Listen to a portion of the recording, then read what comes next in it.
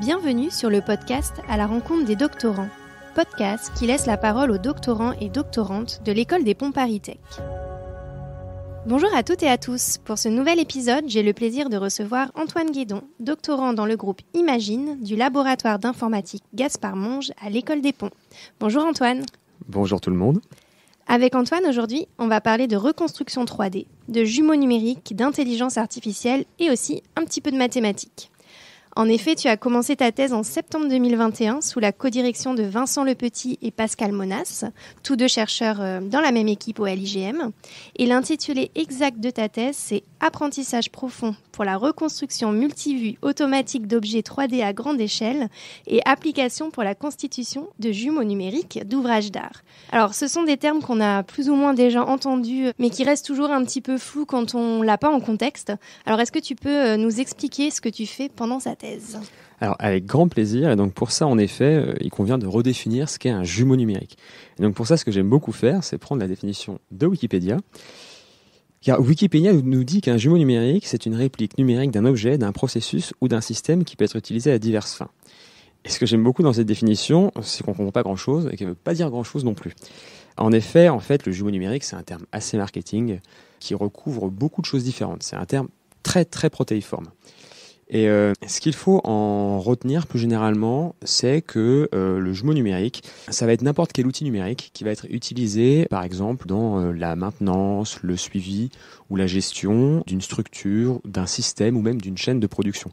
Ça peut vraiment aller du tableur Excel qui va être mis à jour régulièrement à carrément la maquette virtuelle 3D d'une structure sur laquelle on va déployer des modèles de simulation, par exemple. Et donc moi, je m'intéresse plus particulièrement à ce dernier type de jumeaux numériques, c'est-à-dire vraiment ce qu'on pourrait appeler les jumeaux numériques 3D. En particulier, donc c'est notamment des questions qui intéressent par exemple le CEREMA, qui est un établissement public qui s'occupe des ouvrages d'art. À la suite, du constat qui a été fait sur les ponts en France en 2019, on se rend compte que beaucoup de ponts sont dans un très mauvais état. Et la question se pose de reconstruire automatiquement des jumeaux numériques 3D, donc vraiment des maquettes 3D des ponts, afin d'aider à leur gestion, à leur maintenance automatique. Pour détecter par exemple, donc si on dispose de maquettes photoréalistes virtuelles 3D, on peut imaginer examiner les défauts de structure ou les fissures, bref, ce genre de choses. Et donc je m'intéresse plus particulièrement à ça, c'est-à-dire le problème, disons mathématique ou informatique sous-jacent, c'est comment à partir par exemple de photographies que je vais prendre de mon environnement, comment est-ce que je peux donc reconstruire une maquette 3D ? Alors, c'est une technique qui existe déjà de reconstruire des répliques 3D à partir de photographies. Qu'est-ce que tes recherches apportent en plus ? Tout à fait. Donc, en effet, des technologies existent, mais elles sont imparfaites. Ça existe depuis assez longtemps, c'est ce qu'on appelle notamment la photogrammétrie, qui se propose, comme je disais, de reconstruire de la 3D à partir de photographies. Mais déjà là, ce sont donc des méthodes qui rencontrent pas mal de limites. Un exemple, donc ce qu'on appelle la spécularité des surfaces, typiquement, c'est la caractéristique qu'une surface peut avoir à renvoyer la lumière comme un miroir ou un métal par exemple. Et donc ça, typiquement, sur beaucoup de structures, on peut avoir comme ça des parties métalliques ou autres qui vont renvoyer la lumière, et ça, c'est assez difficile à résoudre et à reconstruire avec les méthodes classiques. Et donc on n'a pas toujours des rendus vraiment photoréalistes. Et donc en fait, c'est un champ de recherche qui se développe beaucoup, et en particulier depuis l'émergence et la mode, le boom de l'IA. Et donc par ailleurs, par rapport donc à ce que mes recherches apportent en plus, donc je travaille non seulement sur la partie reconstruction, qui est un champ qui évolue en permanence, mais aussi sur une question qui est connexe, qui est donc ce qu'on pourrait appeler l'exploration 3D. C'est-à-dire que, là j'étais en train de parler de méthodes qui, à partir de photographies, permettent de reconstruire une scène 3D, mais comment est-ce qu'on récupère ces photographies ? Comment est-ce qu'on est sûr qu'on dispose vraiment de photographies qui vont couvrir toute une scène 3D ? Et donc là, ce qui est intéressant, c'est de se poser la question, est-ce qu'on peut entraîner un robot ou une intelligence artificielle à explorer automatiquement une scène 3D, c'est-à-dire à se balader dans une scène et à aller récupérer toutes les images dont on a besoin pour reconstruire une scène 3D. Et donc en fait, je m'intéresse même à essayer d'apprendre à des IA à simultanément explorer et reconstruire en temps réel un environnement 3D, c'est-à-dire récupérer des photographies qui vont couvrir l'ensemble d'une scène et en plus la reconstruire en temps réel pendant l'exploration. Donc, c'est-à-dire qu'au lieu qu'un expert, par exemple, aille sur le terrain et prenne les photos lui-même, on peut imaginer soit un robot, comme tu le disais tout à l'heure, ou un autre outil qui lui permet vraiment de le guider. C'est exactement ça. Parce que typiquement, si on reprend l'exemple des ouvrages d'art, en fait, c'est très coûteux, aussi bien en temps qu'en argent, d'envoyer des experts sur le terrain pour faire des analyses de la structure, prendre des photos eux-mêmes. Et en plus, c'est pas forcément aisé de récupérer des photographies de l'ensemble de la structure. Typiquement, quand on est sur un ouvrage d'art comme un pont, voire un pont de grande taille, ça peut être assez complexe, sans un drone au préalable ou autre, de réussir à récupérer des images qui vont couvrir typiquement l'ensemble de l'ouvrage d'art pour essayer de détecter où sont les problèmes. Et donc c'est là que c'est intéressant, donc, non seulement en effet d'avoir une capture à l'aide d'un outil comme un drone, mais aussi pourquoi pas carrément de l'automatiser. En effet, ça pourrait éviter d'avoir à déployer des experts systématiquement, mais évidemment le rôle de l'expert est quand même très important parce que ce serait ensuite à l'expert d'analyser la capture qui a été faite par le drone pour dire ok, là je vois un problème ou je vois des fissures, etc. Quand on parle d'intelligence artificielle, souvent c'est en support, en complément, c'est tout à fait. Rarement pour remplacer un métier. Exactement, exactement. Ça fait un petit peu science-fiction tout ça. Derrière ce drone ou ce robot, on se doute qu'il y a une intelligence artificielle qui est entraînée. Explique-nous comment ça fonctionne l'entraînement d'une intelligence artificielle. Tout à fait. Alors, donc en effet, l'objectif dans cette thèse est d'aboutir à une méthode généraliste qui puisse s'adapter à tout environnement. Et pour cela, l'IA est évidemment une piste à explorer. C'est très à la mode, ça fonctionne bien pour beaucoup de problèmes. Mais IA, il ne faut pas oublier que c'est un terme également un peu fourre-tout, comme les jumeaux numériques, et surtout très marketing. Et donc, généralement, quand on parle d'IA, ce qu'on entend derrière, c'est de l'apprentissage profond ou du deep learning. Donc, en particulier, quand on utilise du deep learning, on utilise des modèles qu'on appelle les réseaux de neurones. Mais j'y reviendrai un petit peu plus tard. Et donc, afin d'entraîner de tels modèles, il est très important de se poser deux questions. Donc, la première, c'est que doit faire mon modèle précisément ? C'est-à-dire, quel input je dois donner à mon modèle et quel output j'attends de ce modèle. Donc, en d'autres termes, quel est le X que je lui donne et quel est le Y que j'en attends. Et ça, il faut bien le formaliser. Par exemple, une tâche très très classique dans la computer vision, donc dans la vision par ordinateur et dans l'IA, c'est de détecter des chiens et des chats dans des images. Donc là, typiquement, le X, ça va être une image, et le Y qu'on en attend, c'est un label chien ou chat.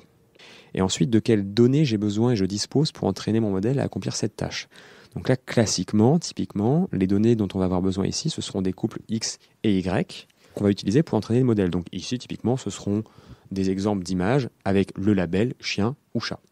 Et donc si on a tout ça et qu'on a beaucoup d'images de chiens et de chats sous beaucoup d'angles différents, on va réussir à aboutir à un modèle qui saura, avec beaucoup de précision, dire si on a plutôt un chien, plutôt un chat ou autre. Et donc alors ici, pour donc ce qui est le problème de la thèse, l'idée, je disais, est non seulement de reconstruire un environnement 3D, mais aussi de l'explorer. Donc là, c'est très important, comme je disais déjà, dans un premier temps, de formaliser correctement le problème pour savoir comment on peut le résoudre et de quelles données on a besoin. Typiquement ici, on peut séparer deux parties. Donc une partie reconstruction et une partie exploration. Typiquement là, vu qu'on cherche à reconstruire une scène à partir de photographies, notre input X donc, sera également un ensemble de photographies. Donc en fait, les photographies récupérées par exemple par un drone ou un robot au sol, une voiture autonome, ou même peut-être une personne avec un smartphone qui serait guidée par l'IA en temps réel. Et l'output qu'on en attend, donc on veut ici un output qui va nous permettre d'avoir accès à toute la géométrie de la scène, donc à reconstruire une maquette 3D de la scène. Et ce qu'on utilise, c'est quelque chose qui est assez utilisé dans la littérature, c'est ce qu'on appelle de l'occupancy, ou de l'occupation en français, c'est-à-dire en fait, pour la scène, donc, qu'on voit comme un espace 3D, l'occupancy, qu'est-ce que c'est ? C'est une probabilité définie en tout point de l'espace, qui est entre 0 et 1, qui est censée indiquer là où il y a de la matière. Donc typiquement, dans le vide, l'occupancy sera proche de 0, et à l'intérieur d'un objet, l'occupancy sera proche de 1. Si on dispose d'une telle fonction, on imagine bien qu'on peut reconstruire aisément une maquette 3D, la géométrie 3D de toute la scène. Et donc ça, on va avoir un premier modèle d'IA, un premier réseau de neurones, qui va faire donc ce qu'on appelle de l'occupancy estimation, c'est-à-dire qui va chercher à estimer ce mapping à partir des photographies qu'on lui donne. Et le deuxième problème, qui est plus lié à l'exploration, c'est à un instant T de mon exploration, je dispose donc d'un certain nombre de photographies. Où est-ce que je dois aller ensuite pour récupérer de nouvelles photographies qui permettront d'améliorer la connaissance que j'ai de la scène. Et donc, pour cette deuxième tâche, qui est la partie de l'exploration, quel X on va avoir et quel Y on attend. Alors, le X, en fait, ça va être très simple, ça va être la prédiction géométrique du premier modèle. Donc, c'est-à-dire cet occupancy, ce mapping entre 0 et 1, ainsi qu'une position de caméra. Et l'idée de ce deuxième modèle, qui va nous aider à explorer la scène, ça va être de dire, donc pour n'importe quelle caméra que je n'ai pas encore visitée, ça va être de donner un score qui va nous dire à quel point cette caméra est bonne et intéressante à visiter. Si on est capable de faire ça, alors ensuite on peut tout à fait guider le drone en temps réel en allant vers les positions de caméra qui sont les meilleures. Avec pour objectif de couvrir le maximum de l'espace pour avoir la vue la plus réaliste possible. En fait, ce qu'on va chercher à estimer, c'est à quel point la position de caméra va augmenter, va maximiser la surface couverte par la caméra de la scène. Donc c'est ce qu'on peut appeler du Surface Coverage Gain Prediction, terme un peu barbare qui veut dire qu'on va chercher à prédire le gain en surface couverte de la scène. Donc si on prend l'exemple d'une table, imaginons, voilà, je suis avec mon téléphone, je suis juste devant une table et je prends des photos du dessus de la table. Alors là, en appliquant mon modèle, l'idée c'est que mon modèle, pour n'importe quelle autre position du téléphone qui regardera le dessus de la table, il va me renvoyer un score qui se rapproche de 0. Mais à l'inverse, si je lui demande un score pour une position, pour une photographie que je n'ai pas encore prise, qui serait une photographie prise par le dessous, là, il devrait me prédire un gain en surface couverte qui serait beaucoup plus élevé. Et donc je sais dans ce cas-là qu'il va probablement falloir que j'amène mon téléphone ou mon drone, etc., sous la table afin de maximiser la connaissance que j'ai de la scène. Donc ici, voilà, le input-output pour cette deuxième tâche d'exploration, c'est donc en entrée le mapping de la scène, donc l'occupancy de la scène, plus une position de caméra ou plusieurs positions de caméra. Et en output, ce sont des scores pour chacune des positions de caméra. Et à partir de ça, on peut donc construire en temps réel des trajectoires dans une scène. Et en même temps qu'on construit ces trajectoires, on peut reconstruire la géométrie de la scène. Et donc évidemment, la géométrie va se raffiner au fur et à mesure qu'on explore la scène parce qu'on va avoir de plus en plus d'images. Et donc une reconstruction qui sera non seulement de plus en plus exhaustive, mais aussi sera tout simplement meilleure. Donc ça, voilà, j'ai répondu au premier point qui était comment formaliser le problème, quel input et quel output j'attends. Mais le deuxième point, c'était de quelles données j'ai besoin. Alors ici, on sent que c'est un petit peu plus compliqué que des images de chiens et de chats qui sont labellisées. Parce qu'on imagine bien qu'on ne dispose pas forcément, en particulier pour des scènes réelles, on ne dispose pas forcément de l'occupancy réelle en fait. Il n'y a pas de raison, quand on prend des images d'une scène, qu'on puisse avoir là comme ça d'un claquement de doigts des 0 et des 1, là où il y a de la matière et là où il n'y a pas de matière. Pareil pour ces histoires de surface couverte, il n'y a pas de raison qu'on puisse avoir pour toutes les caméras à quel point elles couvrent la surface, à quel point elles augmentent la surface couverte. Donc ici, en fait, on va changer un petit peu de stratégie. Tout à l'heure, quand je parlais des images de chiens et de chats, et je disais que pour les entraîner, il nous fallait donc des couples XY, on est dans ce qu'on appelle un cadre d'apprentissage supervisé. Et donc, notre modèle d'IA, il va regarder tous les couples, il va commencer à comprendre quel Y il doit sortir en fonction des X qu'on lui donne. De telle sorte qu'ensuite, il puisse généraliser et donner un Y cohérent, même pour des X qu'il n'a jamais vus lors de son entraînement. Là, en fait, ici, ce que je fais, c'est de l'apprentissage self-supervisé. Et donc, le principe, ça va être, à partir du X qu'on lui donne, de reconstruire un Y et de vérifier que le Y qu'il a reconstruit est cohérent avec le X qu'on lui a donné. C'est-à-dire qu'en fait, puisqu'on ne dispose pas de Y, pour apprendre tout seul, ce que va faire le modèle, c'est qu'il va retransformer sa prédiction à l'aide d'une fonction. Donc c'est là en fait qu'il y a aussi un apport humain, c'est-à-dire que pour un problème donné, c'est là que le chercheur insuffle de la connaissance et puisqu'il sait un peu les caractéristiques qui sont attendues du Y, il est capable de guider un peu le modèle en lui disant « retransforme ton Y de cette façon-là, ça devrait ressembler au X que je t'ai donné ». Donc finalement, c'est vraiment en amont le choix du réseau de neurones à utiliser qui est important. Exactement. On entend souvent de l'IA et des modèles d'apprentissage que ce sont des boîtes noires. Il y a un petit fond de vrai là-dedans, mais c'est quand même assez faux dans la mesure où l'influence, de l'opérateur et du chercheur et du créateur, de l'utilisateur est très importante. Que ce soit dans le choix des données, dans le choix de l'architecture, dans la façon de guider de l'apprentissage, ce qui est probablement le plus important. Et en fait, on voit qu'il y a beaucoup d'a priori qui sont insufflés de la part du chercheur.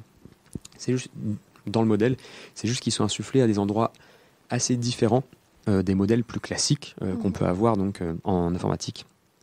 Et ici, en effet, c'est plus en amont, c'est-à-dire c'est vraiment dans l'architecture du réseau de neurones et surtout dans le traitement, et dans le pré-traitement de la donnée, dans la façon de voir la donnée et de la transformer. C'est exactement ça. Et donc, si ça vous intéresse, ces travaux ont donné lieu à 2 publications. Première publication qui a été publiée donc à la conférence NeurIPS 2022, qui est une conférence de machine learning, qui pose vraiment les fondements mathématiques de l'approche.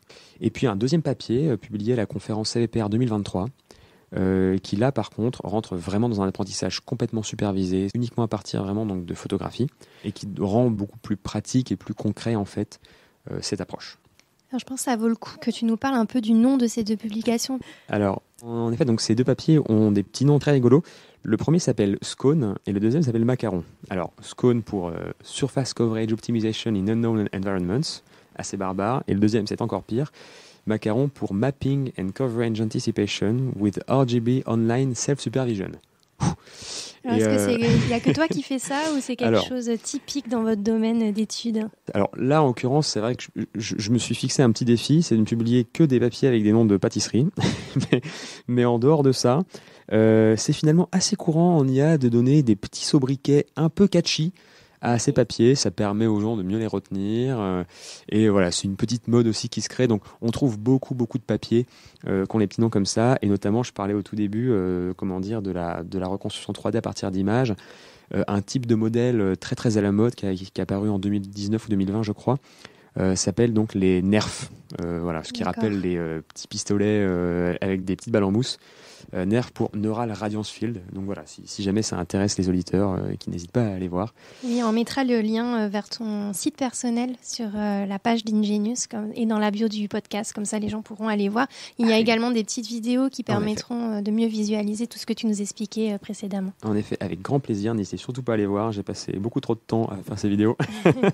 Donc n'hésitez pas à aller les voir, ça montre vraiment donc l'exploration en temps réel automatisée et la reconstruction donc de scènes 3D. Dans les vidéos là, c'est fait plutôt avec un drone. Alors raconte-nous un peu ton quotidien au travail, parce que là on t'imagine très bien devant un ordinateur, peut-être sur le terrain à prendre des photos de ponts. Alors qu'est-ce que tu fais de tes journées ? Alors, à vrai dire, je suis un énorme geek. Donc, en effet, même si le projet que j'ai vendu jusqu'ici peut me laisser imaginer avec mon impair près des ponts en train de prendre des photos. Non, je reste beaucoup devant mon ordi. Okay. À vrai dire, on a la chance d'avoir pas mal de datasets qui sont disponibles sur Internet. Non seulement donc, ça permet de ne pas forcément avoir à sortir de chez soi, mais surtout, c'est très important pour évaluer les méthodes, parce qu'évidemment, quand on publie un papier, on veut montrer qu'on fait mieux que les autres pour que le papier soit pris dans des conférences. Et pour ça, en fait, c'est important de s'évaluer sur des datasets assez classiques sur lesquels les autres papiers s'évaluent aussi. Donc, c'est pour ça que finalement, il n'y a pas besoin d'aller chercher soi-même des images ou autres, ou de constituer soi-même des environnements virtuels pour faire des simulations. D'accord. Il existe des scènes 3D sur Internet qu'on peut prendre et dans lesquelles on peut faire des simulations. Donc l'idée après, la deuxième étape, c'est de tester ces modèles en situation réelle. Exactement. Ça, alors c'est encore en cours. Donc là, donc on n'a pas encore pu déployer le modèle en conditions réelles avec un vrai drone sur le terrain. Mais donc deux petites choses, ça devrait peut-être se faire bientôt, car donc Vincent Lepetit, mon directeur de thèse, a récemment donc reçu une ERC qui s'intéresse beaucoup justement à cette question d'exploration 3D.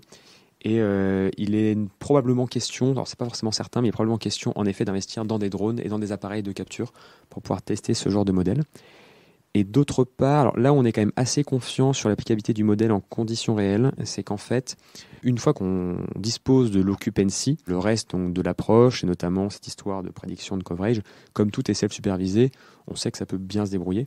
Le point, le plus critique, c'est de passer des photographies à l'occupancy. C'est là en fait que on n'a pas forcément la garantie que en pouvant faire ça en pouvant faire ce passage à partir de photographies synthétiques, on puisse le faire à partir de photographies réelles. D'accord. Mais ce qui est très encourageant ici, c'est qu'en fait, on reprend donc pour cette prédiction des architectures très similaires à d'autres architectures de la littérature qui ont montré qu'elles fonctionnaient très bien sur des images réelles.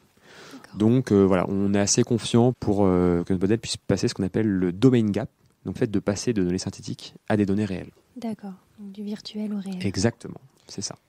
Merci beaucoup. Alors, on va un peu s'écarter de son sujet de thèse et parler un petit peu plus de toi et de comment tu es arrivé dans le groupe Imagine, tes études, ton parcours académique ou personnel. D'accord. Alors, donc avec grand plaisir. C'était pas du tout prévu à la base. À la base, je suis plutôt quelqu'un des arts plastiques. À vrai dire, jusqu'à encore très très tard dans ma scolarité. Enfin, jusqu'au lycée, je pensais plutôt faire de l'architecture. Puis je me suis rendu compte que finalement, les maisons ne m'intéressaient pas tant que ça, et puis que j'aimais quand même bien les maths. Et puis j'ai découvert en première terminale l'existence des prépas et des grandes écoles d'ingénieurs. Et donc je me suis dit, ah bah, allons-y, pourquoi ne pas tenter ma chance, surtout quand j'ai appris qu'il existait des écoles où on pouvait avoir une épée à la ceinture. Donc je me suis dit, il faut que j'y aille, voilà, parce que j'ai toujours une passion pour les chevaliers. Et donc voilà, alors oui, c'est ça que j'ai pas précisé, je suis originaire de la périphérie nantaise en plus à la base.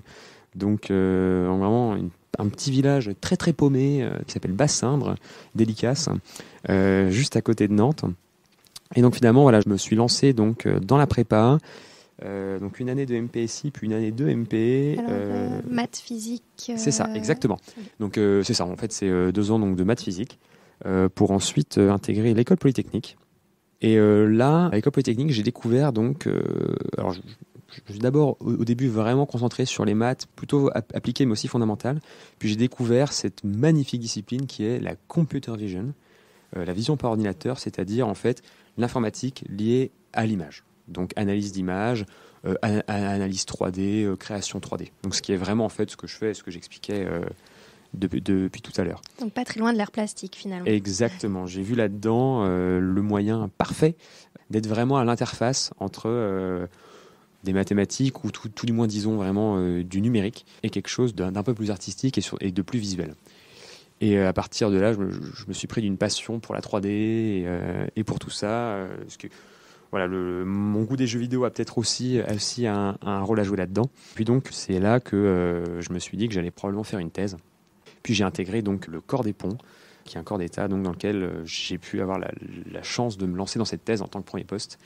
Et depuis, c'est que du bonheur. Que du bonheur. Alors là, je suis en 3e année de thèse. Je ne sais plus si je l'ai dit au début. Non, pas encore. Je commence ma dernière année. Ces 2 premières années étaient 2 années de bonheur et j'espère bien que ça va continuer cette année. Puis on verra pour la suite. Très bien. Merci beaucoup Antoine d'avoir partagé ton expérience avec nous. On te souhaite donc bonne continuation pour cette dernière année. Je mettrai, comme je le disais tout à l'heure, le lien vers ton site professionnel pour avoir accès à des vidéos si vous voulez en savoir un peu plus sur ce que fait Antoine au quotidien. Quant à moi, je vous retrouve le mois prochain pour un nouvel épisode du podcast à la rencontre des doctorants, à retrouver sur la revue numérique de l'École des Ponts ParisTech, ingenius.écoledesponts.fr.